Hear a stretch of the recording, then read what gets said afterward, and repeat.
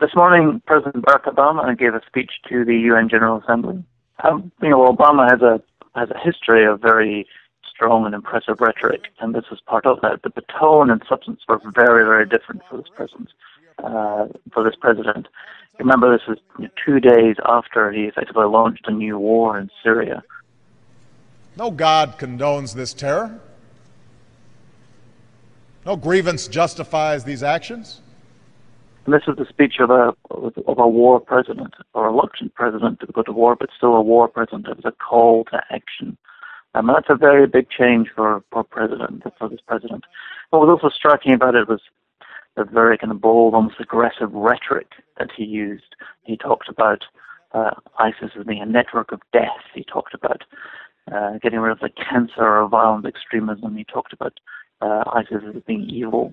This is a kind of a very decisive warlike rhetoric that George W. Bush used to use, and which a lot of people like President Obama at the time criticized quite a lot. But he now finds himself wearing very much the same rhetorical clothes.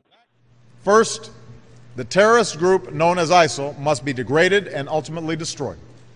He also was very scathing in his criticism of Russia and for its interference in Ukraine. He accused the Russians of challenging the post-war order. Again, there was nothing particularly new in the substantive criticisms he made. These are things that American officials have been saying for several months. But again, the tone and rhetoric was very tough. He talked about how Russia was supporting a vision of the world in which might makes right, a world in which one nation's borders can be redrawn by another. Again, very, very strong, very aggressive rhetoric by the president. We will reinforce our NATO allies and uphold our commitment to collective self-defense.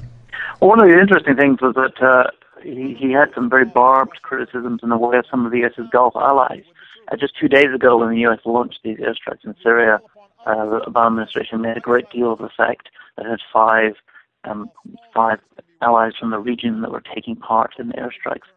But he also was very critical of countries in the Gulf that have also been providing financial assistance to some of these terrorist groups, either ISIS or some of the other jihadi groups in the Syrian civil war.